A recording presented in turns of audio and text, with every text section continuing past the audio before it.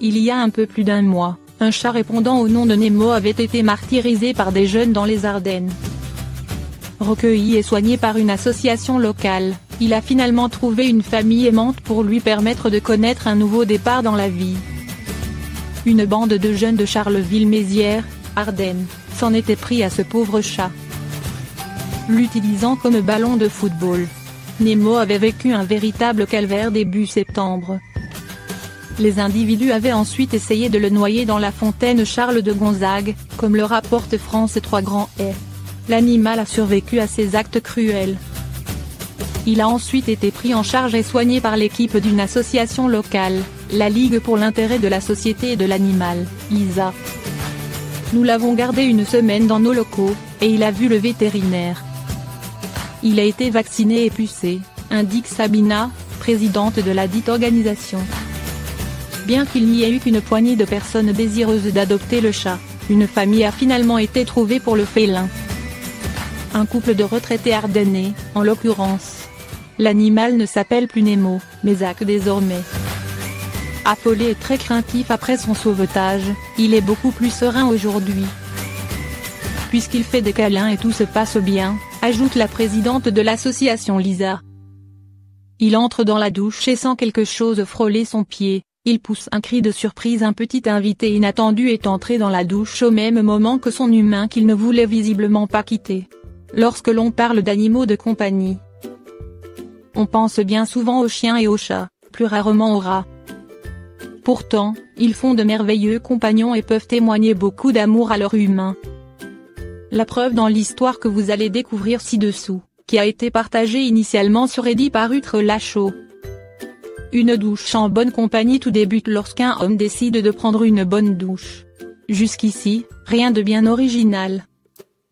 Sauf qu'à peine il a mis les pieds dans sa douche, qu'il repère son rat qui rentre pour rester avec lui. Doucement. Il fait donc sortir l'animal pour lui éviter la douche, mais le rat revient en courant à plusieurs reprises. Une scène pleine d'amour et de douceur qui a immédiatement rencontré le succès que Reddit, où les utilisateurs ont totalement craqué sur le petit rongeur si attaché à son humain. Difficile de ne pas le trouver adorable. Elle présente un renard à son chien bulldog, sa réaction est digne d'un film digne. Voilà qui n'est pas sans rappeler un célèbre dessin animé mettant en scène deux compères similaires. Voilà une histoire faisant écho au célèbre dessin animé de Walt Dino Rox et Rookie. En effet, dans la vraie vie, un adorable bulldog a pour meilleure amie, une renarde âgée de 6 mois. La renarde fut recueillie à l'âge de 2 semaines. Tout a commencé par un sauvetage. En avril, Pauline Achanola, 28 ans, a recueilli un petit renard de 2 semaines abandonné et effrayé. Un couple l'a découvert et ne trouvant aucun refuge prêt à accueillir un renard l'a déposé à Pauline, connue pour être passionnée par l'aide aux animaux. Celle-ci a alors décidé de s'occuper elle-même de la petite renarde et de la soigner. Un sauvetage vital. Marley était si mal quand nous l'avons trouvée, elle était couverte de mouches et de tiques. Elle vomissait des vers, vraiment gros, ils étaient plus longs qu'elle. Ils étaient dans ses oreilles, partout. Elle serait certainement morte si elle avait été retrouvée à peine 15 minutes plus tard, relate Pauline au Candy News en média. Pauline s'est alors lancée dans 6 semaines de soins intensifs, donnant à Marley du lait à la seringue toutes les 90 minutes, jour et nuit. Elle lui a également administré des médicaments pour traiter ce ver esthétique. Grâce au temps et aux soins qu'elle lui a consacrés, Marley, ainsi qu'elle l'a baptisée, a repris des forces, grandi et est devenue une splendide renarde. En plus d'avoir été sauvée, elle a trouvé un meilleur ami, mais Pauline est déjà la maîtresse d'un bulldog de 4 ans nommé Ernie. Et entre Ernie et Marley, des liens se sont rapidement tissés.